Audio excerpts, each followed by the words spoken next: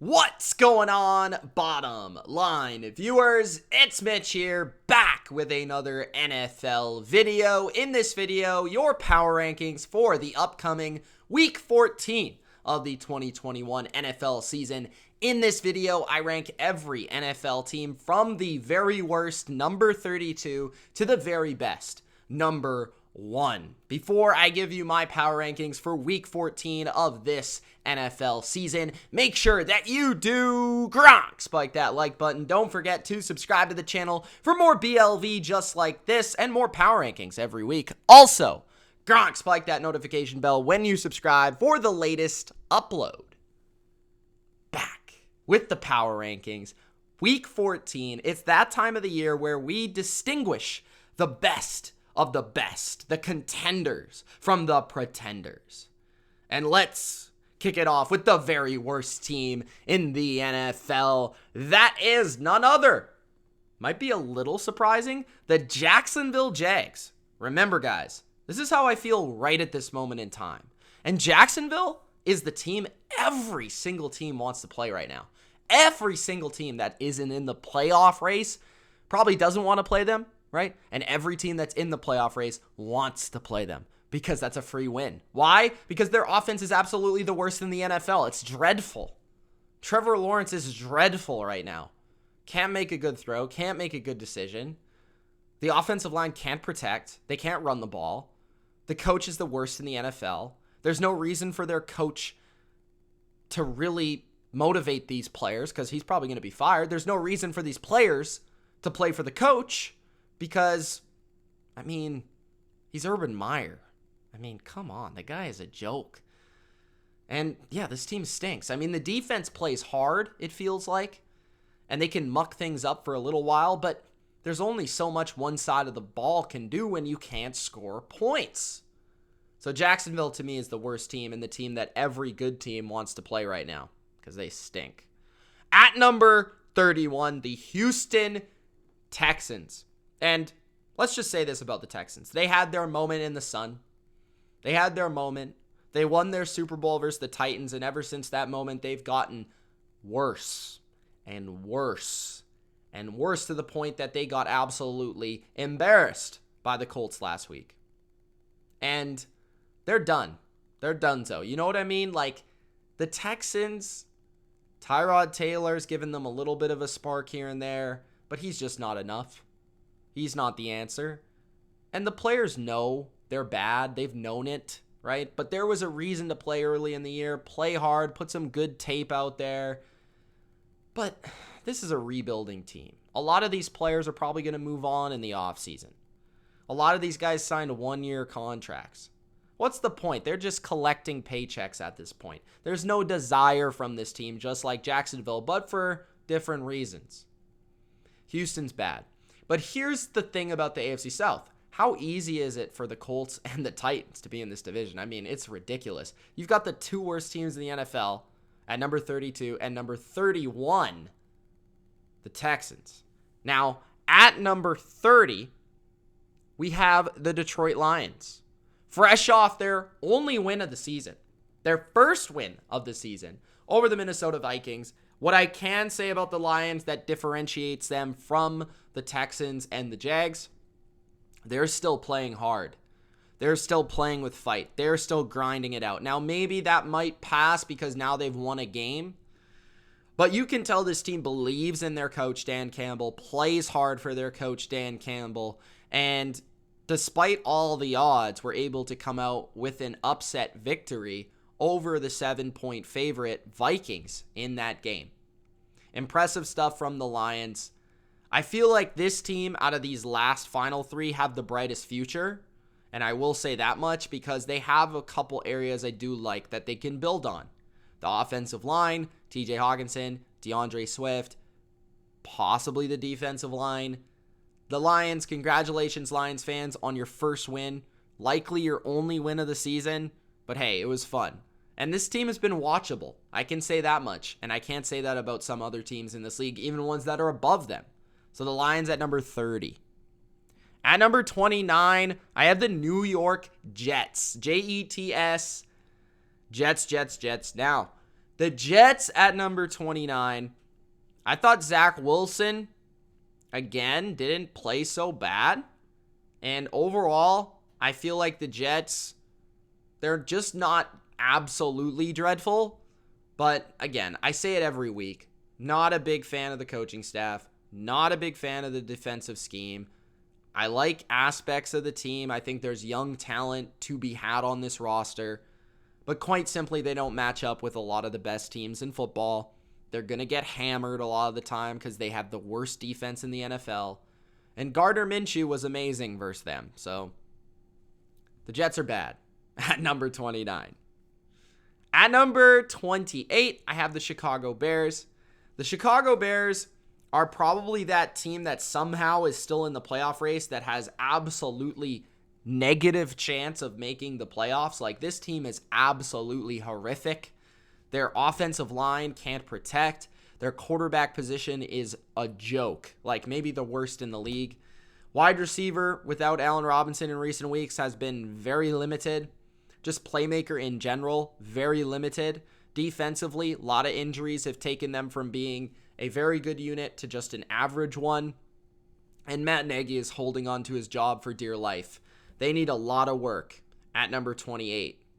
At number 27, the New York Giants, they've moved a little bit up and down for the last few weeks. They are just in such a difficult position. I mean, there was a little bit of hope in areas for them, but they've been so injured, especially on the offensive side of the ball this year, that they have been unable to get anything going with any consistency. From the quarterback position now, with Daniel Jones being hurt, Mike Glennon now being injured, they're on their third string quarterback. Saquon getting injured. Kadarius Toney getting injured. Kenny Golladay getting injured. Sterling Shepard getting injured. There's been so many injuries. Andrew Thomas in moments getting hurt. The defense has seen their injuries in the secondary. I mean, it's just a joke. At this point, I feel bad for the Giants. I don't think when they're healthy, they're all that bad. In fact, I think they're kind of competitive. But that's not the case right now. They're very hurt. So at number 27, the G-Men. At number 26, I've got the Carolina Panthers. I'm not sure what to think about the offensive coordinator change here. It really felt like Brady had a bright future in the NFL last year, and that was completely stripped away from him and this team this year. I mean, he struggled. The offense struggled. The quarterback position has struggled. I think the one thing I will say is they lacked any sort of creative flair with Cam Newton, and I do think that the lack to adjust his offense to Cam Newton might have cost him his job, because I think if you saw more of an effort to do so, you would have been a little bit, more encouraged by him going into next year. But overall, the offensive line and the quarterback position is the reason this team is not a playoff team. If they had a better quarterback, if they had a better offensive line, this team would be a playoff team.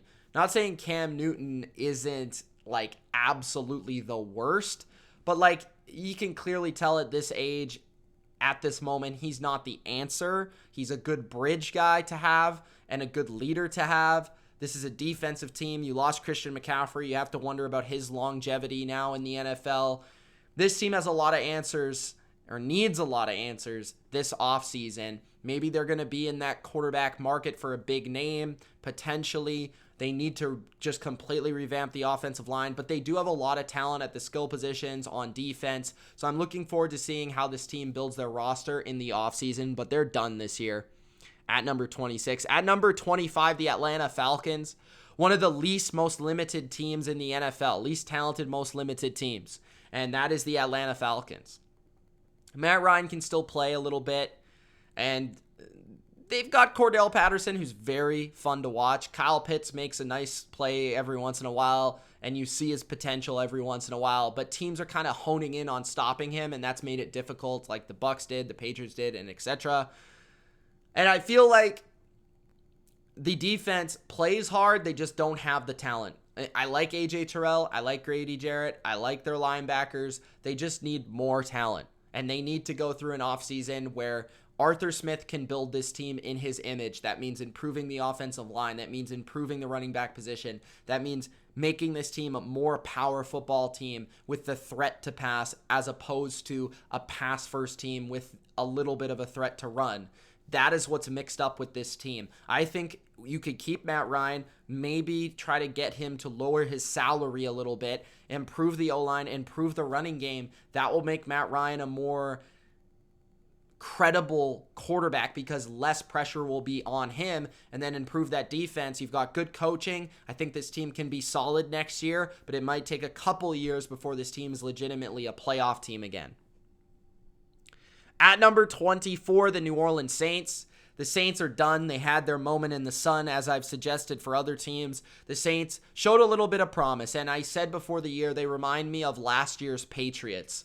They're a team that lost a lot of players, a lot of depth, a lot of players that were good that a lot of people didn't really know about. Obviously, they've had to go through quarterback injuries, which has hurt them, but losing key players, having guys hurt in and out of the lineup every once in a while, but losing that legendary quarterback's always difficult to adjust to.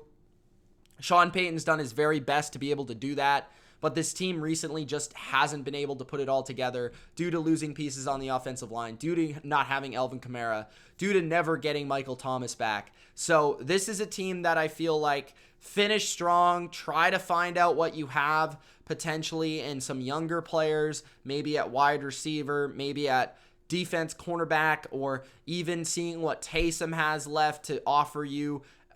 Just figure whatever you can out if you're Sean Payton in this front office to piece a team together, because you can be a pretty good team and possibly a playoff team again next year if you make the right moves with your salary cap and the right moves in free agency and the draft.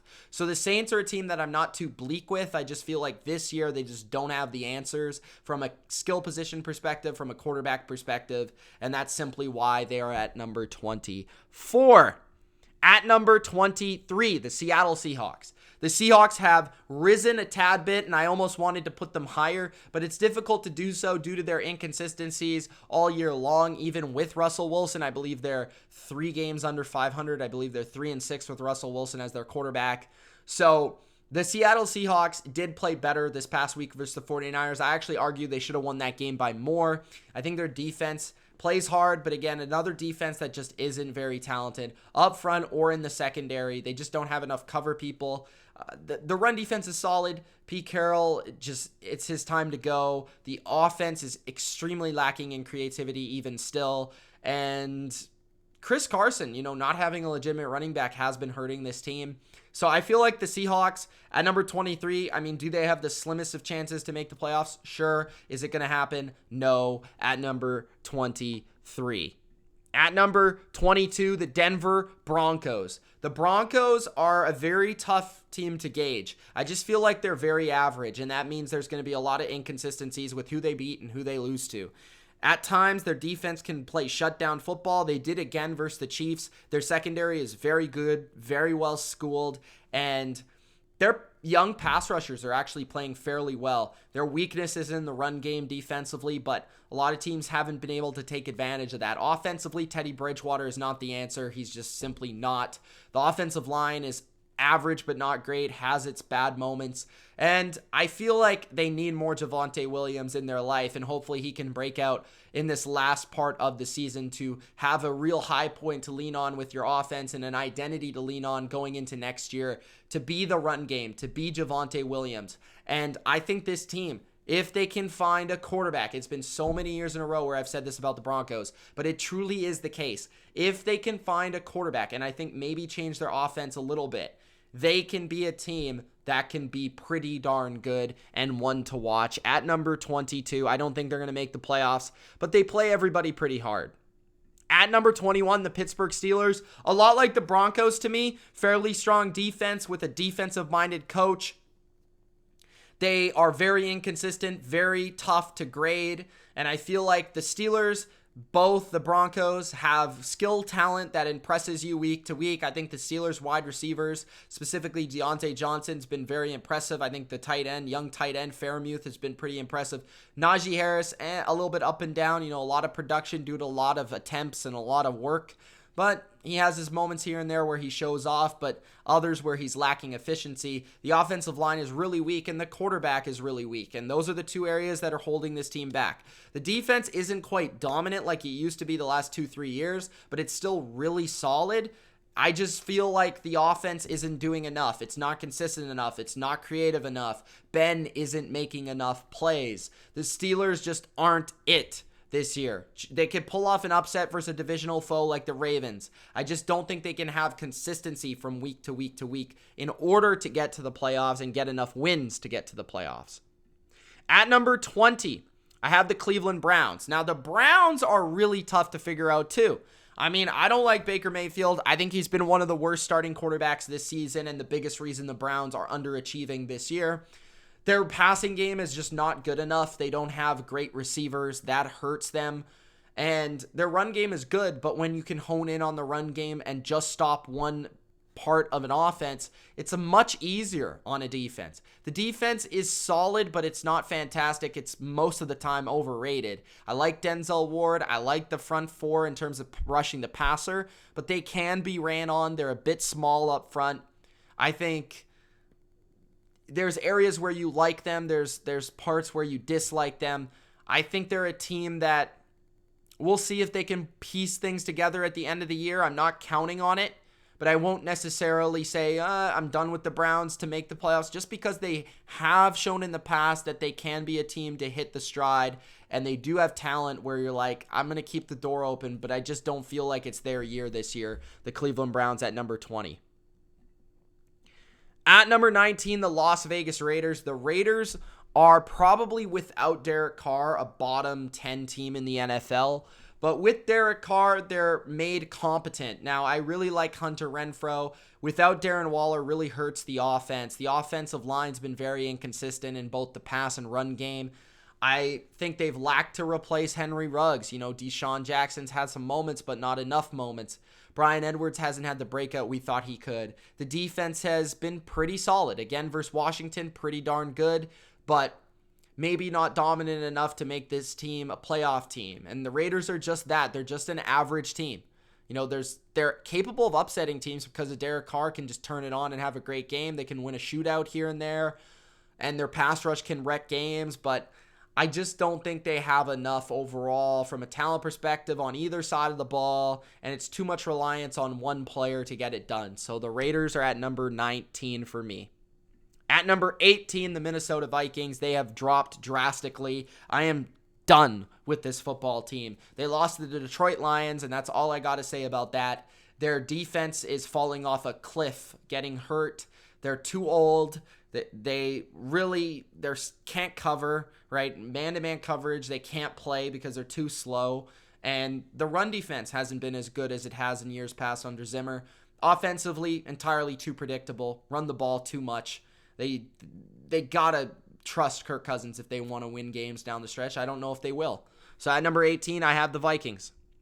At number 17, the Miami Dolphins, who are one of the hottest teams in the NFL, winning 5 in a row. Brian Flores, their defense, playing defense that is Brian Flores-like. I mean, you're blitzing, you're aggressive, you're playing man-to-man on the back end, you're in the face of receivers, you're turning the ball over, you're making big plays on third down. That's what Brian Flores brought to the table with Miami in the first place. And then on the flip side, Tua is playing pretty good football. He is producing. He is protecting the ball. He's managing the game. He's making enough throws every game, especially in the middle of the field where they've been, I think, really good with their scheme and figuring out what works and what doesn't work for their quarterback. Waddle is playing low-key amazing right now, and I think the Dolphins have a chance, a small one, but a chance to make the playoffs this year at number 17.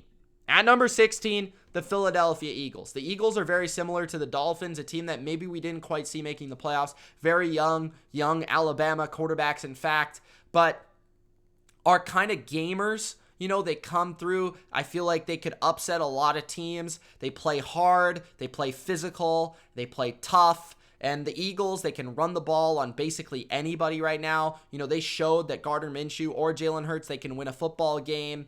Their defensive line plays strong. They play the run fairly well with not a lot of people in the box. And their secondary, Darius Slay is playing really, really good, you know. And I feel like this is a team that if you don't take them seriously, they could run you over and beat you. So the Eagles are at number 16 as a team that maybe could squeak into the playoffs. At number 15, Washington, who currently is in the driver's seat for a playoff spot. Washington is just playing very consistent football. You know exactly what you're going to get from them. You're going to get well-schooled defense with a pretty good run defense, a pretty awesome pass rush, and the secondary is just not trying to give up any big plays. On the flip side, they're controlling the ball through the ground game, through Heineke making a couple throws here and there. And I really feel like Terry McLaurin, Antonio Gibson, Logan Thomas, that trio is the engine for that offense.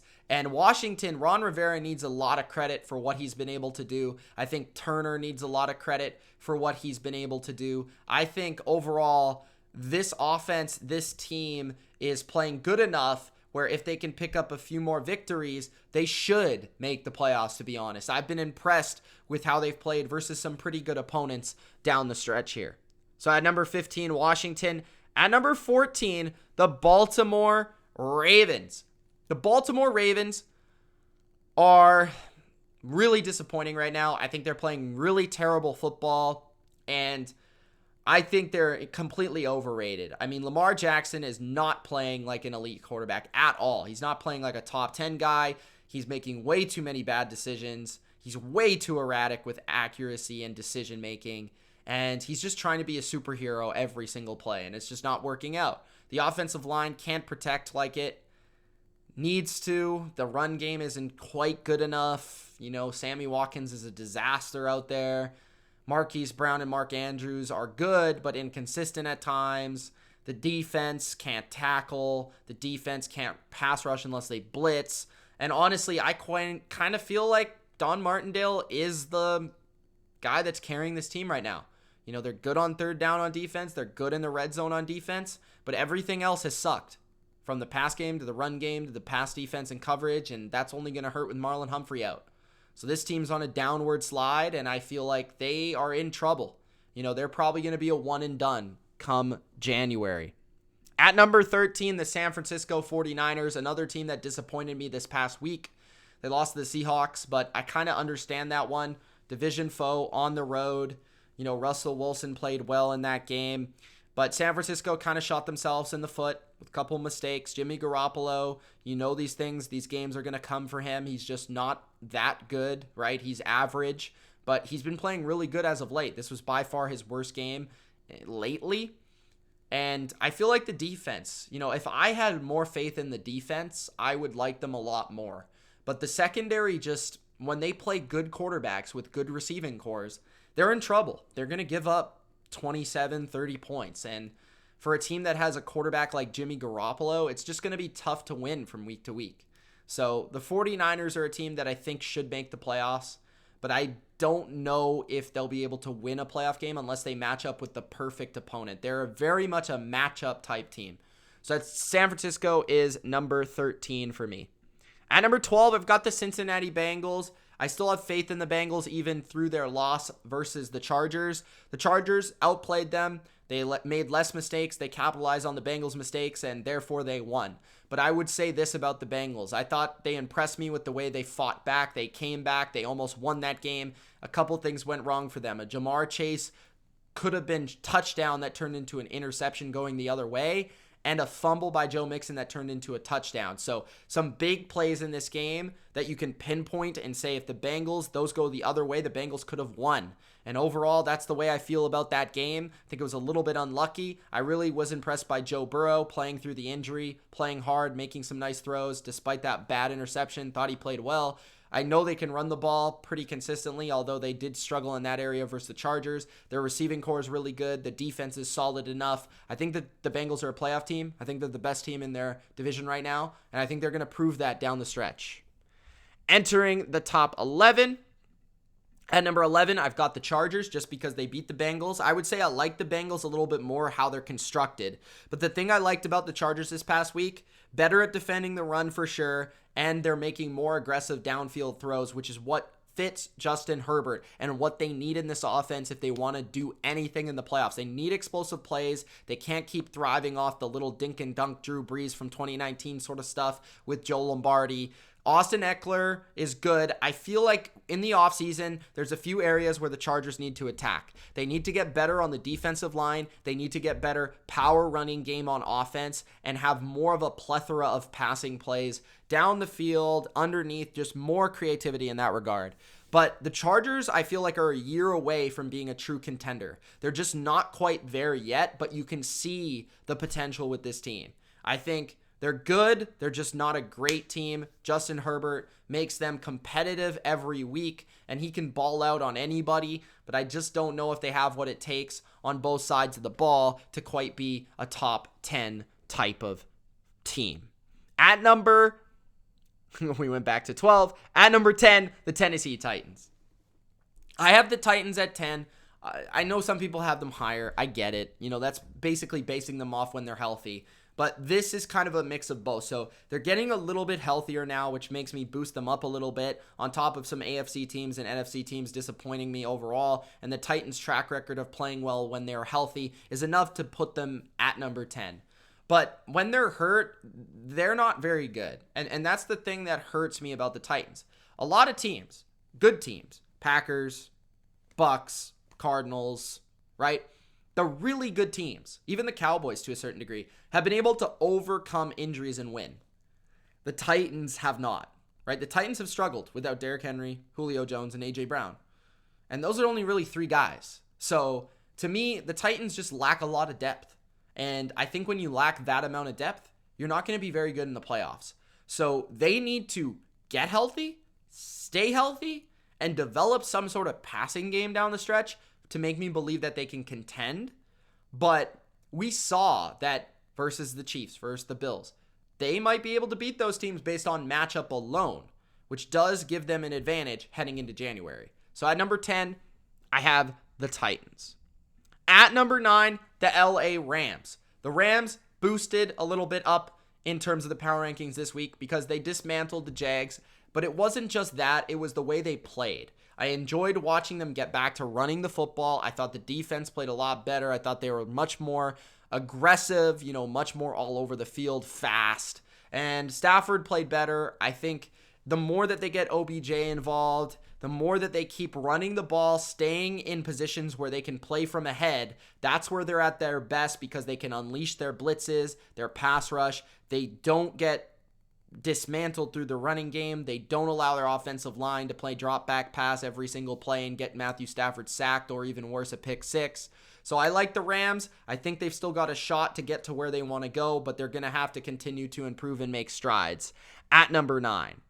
At number 8, I've got the Colts. Again, I say this every week, but I understand the Colts record isn't that great. But when you look at their recent track record, they've been just as good as just about any team in the NFL. Their only loss comes to Tom Brady and the BUCS in a comeback. And I can kind of throw that out the window and say that's the BUCS. That's a tough matchup for them. We brought that up weeks ago. I feel like the Colts are playing very good. They can compete with anybody in the league. They can run the ball very well. They're very tough. I feel like they're very well schooled. They're very well coached on both sides. I think Carson Wentz makes enough big plays. I wish they had another big time receiver, but they don't. Their defense is solid. It's not fantastic. I just think with teams like the Chiefs, teams like the Bills, they match up well with those teams. If they can find a way to squeak into the playoffs, they can have an opportunity. Even a team like the Titans in their own division. I know the Titans beat them twice. Both the games were pretty close. I feel like they could compete in that game as well. So the Colts are a team that I think, kind of like New England, they have like a little bit of an ability to be a chameleon where they can shift into a lot of different type of teams, and that's how you have to win in January. So I like them.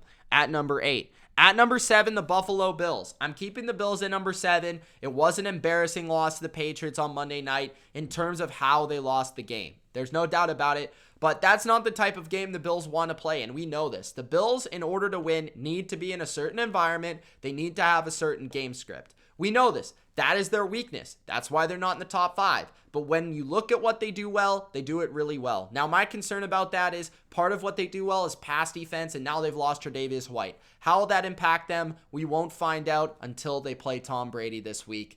The Bills are still really good because they're well coached. They've got a great receiver, a great quarterback, a good passing game, and a pretty solid defense. And that's why they're right now in 2021, that makes for a pretty darn good team. They're just not a great team because they do have flaws that are clear and obvious at number 7.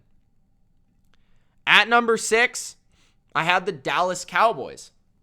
The Cowboys are, to me, a little bit better than the Bills. They have a worse defense, but I think they have more balance on offense. They have the ability to possess the ball. They have the ability to threaten with the run and the pass.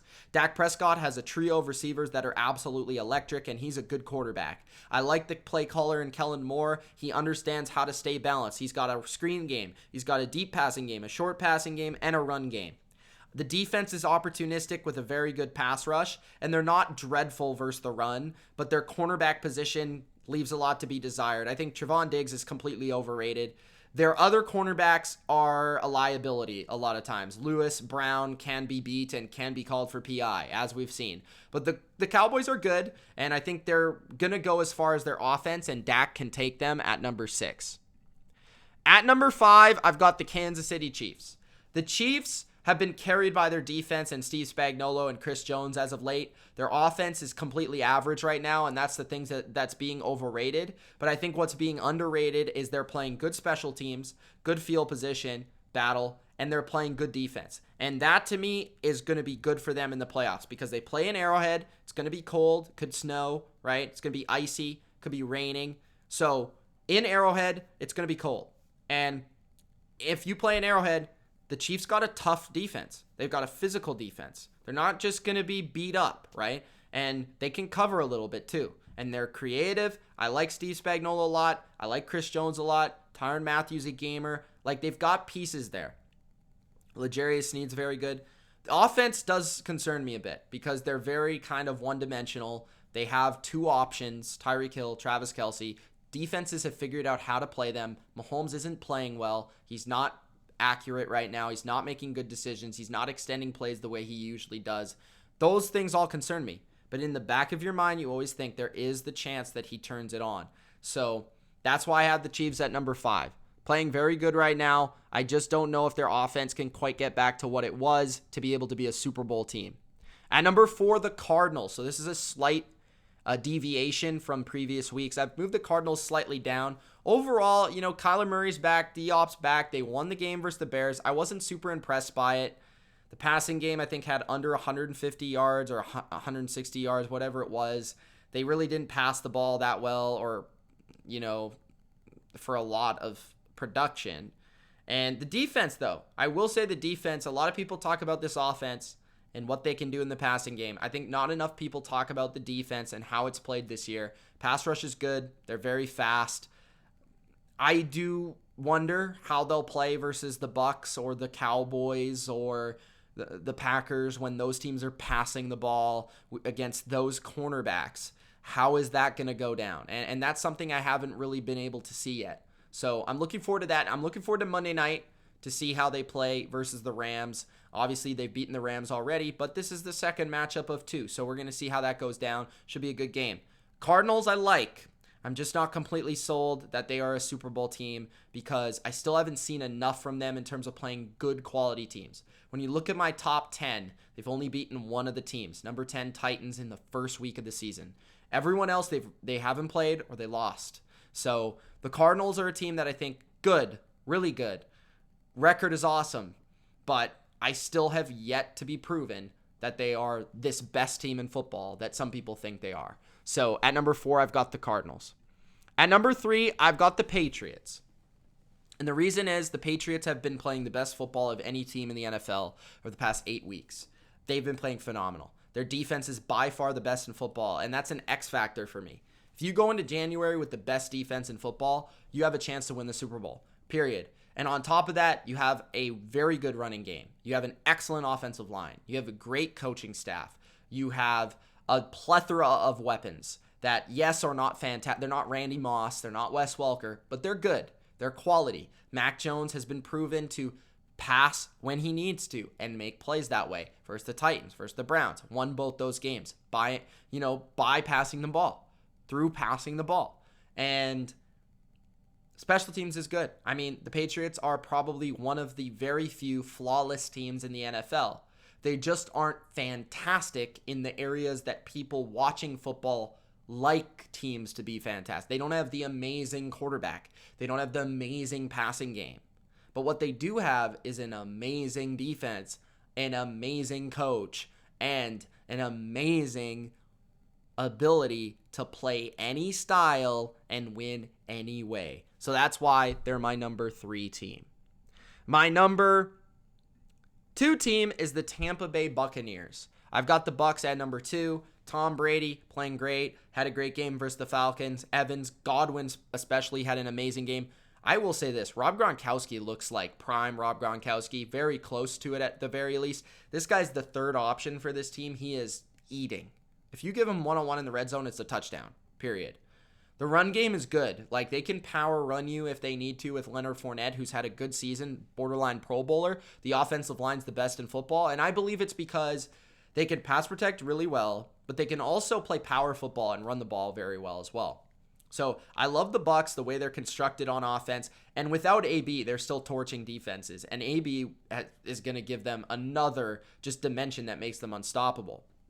Their defense is getting healthier in the back end. Carlton Davis, again, proved why he's a top 10 corner in football. He's back. Jamel Dean's playing very well. Antoine Winfield's playing very well. They're finding ways to get pressure. And I feel like this defense is going to shape into form come January. And if that cohesion happens between the Tom Brady offense and the Todd Bowles defense, that's a Super Bowl team, period. That's the best team in football if that happens, just as it did last year.